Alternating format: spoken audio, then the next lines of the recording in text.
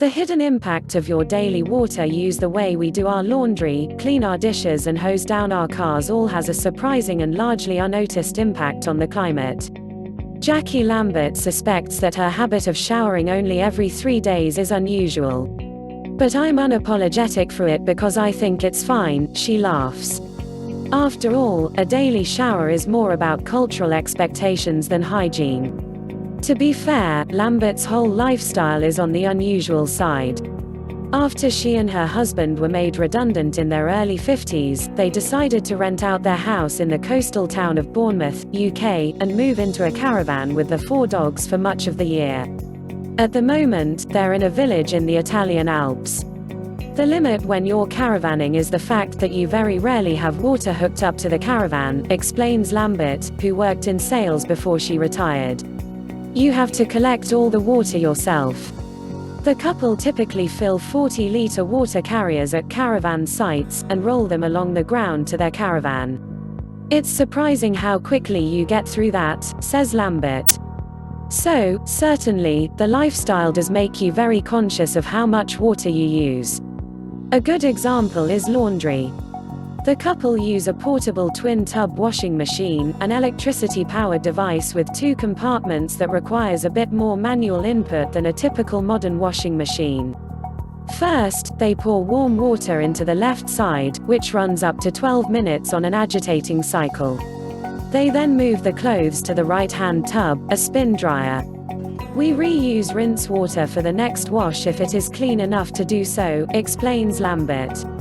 Though small, the gizmo can even accommodate duvet covers. This kind of machine may be impractical for most homes. But domestic laundry has a surprisingly large carbon footprint. The power needed to run household appliances, and especially the energy required to heat up water, has a carbon footprint that's largely invisible to householders. Yet all of our water use adds up. It accounts for 6% of all carbon dioxide (CO2) emissions in the UK, while laundry alone accounts for 8% of all residential sector CO2 emissions in the US. The energy needed to move, treat, and use water in the US for both residential and commercial purposes produces nearly 290 million metric tons of CO2 annually, the equivalent of 5% of the nation's overall carbon emissions. For a standard new-build home in the UK, the energy used by utility companies to treat and pump water to domestic property is responsible for only about 10% of water-related CO2 emissions. The bulk of the emissions from household water use comes from the energy needed to heat water in the home, about 46% if a gas boiler is used. About 17% of the emissions come from using dishwashers, and 11% from washing machines. In the US, about 19% of all energy delivered to households is used for heating water, while doing the laundry in each household in the country is estimated to release an average of 240 kilograms of greenhouse gas emissions a year. Hot water is one of the bigger energy-consuming issues in a household, says Elizabeth Shove, a sociologist at Lancaster University who researches everyday energy use. While using solar energy to heat water can make a big dent in that, it has high installation costs and is far from being available for everyone. Most modern homes tend to use one of 2 systems to heat their water, either a gas or an electric boiler. In the majority of houses with a gas boiler in the UK, the main cause of emissions might surprise many households. Rather than large white goods, the kitchen sink is actually the source of the most water-related carbon emissions in the home. Keeping the kitchen tap running leads to approximately 157 kilograms of CO2 being released per year, while the dishwasher produces 142 kilograms of CO2, the washing machine generates 118 kilograms and the bath creates 103 kilograms. In a newer home, however, the shower is the water-use device with the highest emissions. While these figures date from 2009, they are thought to be a reliable indicator of the kind of emissions that come from different water-intensive activities in the home. But there are ways of reducing that footprint. Surprisingly, using a dishwashing machine more can help. One analysis in the US found that putting dirty crockery and utensils into a dishwasher uses less energy and less water than doing them by hand. It estimated that using a dishwasher could reduce greenhouse gas emissions from washing up by 72% compared to doing them by hand. Pre-rinsing dishes, as many people do under a running tap, can reduce these savings considerably, as can running a dishwasher that is only half full. But for those who don't have dishwashers, it is still possible to keep your emissions to a minimum. Being sparing with the water and using less hot water can all make a difference. Using a bowl for washing up, rather than a running tap, could save about 666 kilograms of CO2 a year, according to one analysis, roughly the same as a return trip flight between London and Oslo. We just have a plastic bowl that we would normally fill with an inch or two of water, and do the washing up in that, and rinse in clean water, says Lambert. We try to use as little water as possible. And while very hot water can help to get rid of germs, our hands are unable to cope with the kind of temperatures needed to kill bacteria and viruses with heat alone. However, for dishes, the combination of heat and detergent will make cleaning them a lot more efficient, while leaving them to soak beforehand can also make a big difference rather than trying to blast off any stubborn food with running water. For those looking to wash something larger than a cup or plate, avoiding running water is also generally a good rule. Using a bucket to wash the car rather than a hose can save a lot of water, energy and carbon. But one study found that using a bucket and sponge to wash a car, and then rinsing with a power washer was the most water-efficient method, using less than half as much water compared to a hose.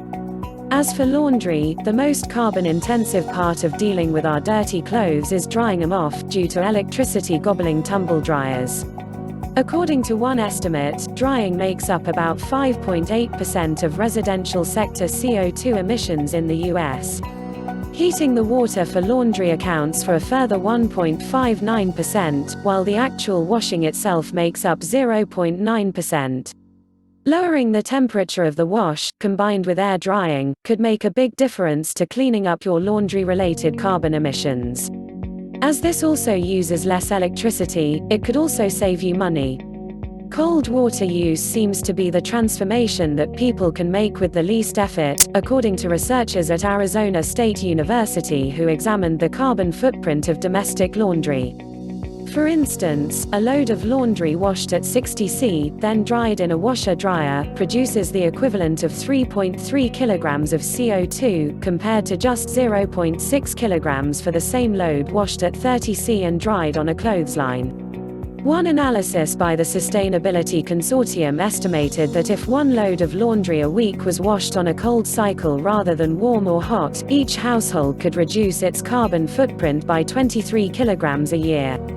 Given 26 million tons of CO2 are emitted in the US each year from washing clothes, it could go a long way towards reducing this. While not everyone can be as fortunate as Lambert, who can hang her duvet cover outside in the Italian sunshine and have it dry within an hour, air drying is feasible for many. After all, it's common in damp Britain, and even people in humid climates frequently air dry. One obstacle in the US, where tumble dryers are ubiquitous, is the prohibition by some homeowners associations of hanging laundry outside, because it's considered unsightly. If you do have to use a dryer, using the high-speed spin cycle on your washing machine can reduce the energy needed as there's less water to evaporate from your clothing. Another option is to switch to a more efficient front-loading washing machine, which uses less water and energy, and is smaller than a top-loading washing machine. The majority of washing machines in US are top-loading, creating a significant opportunity for change. According to one estimate, replacing 25% of US top-loading machines with front-loading ones could reduce electricity consumption and CO2 emissions by 5% on average. When it comes to washing ourselves, it is obviously important to maintain good hygiene, but replacing a daily bath with a 3-minute shower could save approximately 849 kilograms CO2 per year, for a family of 4. Some showers are also less resource-intensive. Mixer showers, which combine hot and cold water before the water emerges from the shower head, produce 100 kilograms less CO2 over the course of a year than an electric shower. Installing shower heads that use less water can also reduce the carbon footprint produced by pumping the water to your home and disposing of it once it goes down the drain. A low-flow shower is not an oxymoron, says Judith Thornton, a low-carbon manager at Aberystwyth University in Wales. You can get shower heads that simply spread the water around in a more efficient way. So you feel like you get just as wet, but you're only using about 7 liters a minute instead of 15. To give another example, shaving your legs in a wash basin rather than during a shower might use 8 liters of water rather than 48, Thornton says. In some cases, the more convenient option is actually the lower carbon one. We're all washing our hands for longer now, says Thornton, noting the advice that has been issued about handwashing following the outbreak of coronavirus around the world. You know how it is when you turn the hot water tap on, and it's not until you've finished washing your hands that the water's got hot. If homes have narrower pipes between tanks and basins, or if pipes are better insulated, the amount of waiting time to achieve hot water can be reduced, making for energy efficiency gains as well as a better user experience. Of course, we don't necessarily need hot water to clean our hands properly. The mechanical action and the soap itself is responsible for cleaning our hands more than the temperature of the water. In order to kill the COVID-19 coronavirus with hot water alone, for example, it would require water temperatures above 56 C, 132 F, which are hot enough to scald.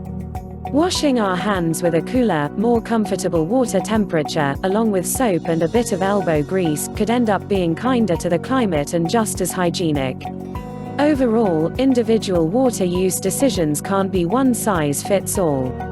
It's this funny blend of science, morality, public investment, commercial provision, the economy and working hours, says Shove of people's very diverse washing habits. Thornton agrees, arguing that it's necessary to understand why people wash the way they do, for instance, to get at how they might conserve water while also not breaching their fundamental right to water. People have different motivations for how they shower. An office worker who uses a shower to mark the start of her day, for example, might want to find another ritual such as brewing tea to get going in the morning. Read more about the peculiar bathroom habits of Westerners. Governments can move things along too. For instance, encouraging the use of water meters and water efficiency labels on appliances can help people make better decisions. According to the water research and advocacy group Waterwise, if UK building regulations adopted a mandatory water label associated with a target of 85 litres per day, this would cut CO2 emissions by 55.9 million tonnes over 25 years. This would be equivalent to taking nearly 1 million cars off the road each year during that period. But the good news is that some of the most impactful changes will come from tweaks to our daily habits. The CO2 cost of water is 80% what we do with it in our homes, says Thornton. Just a few small changes to the way we wash could make a big difference.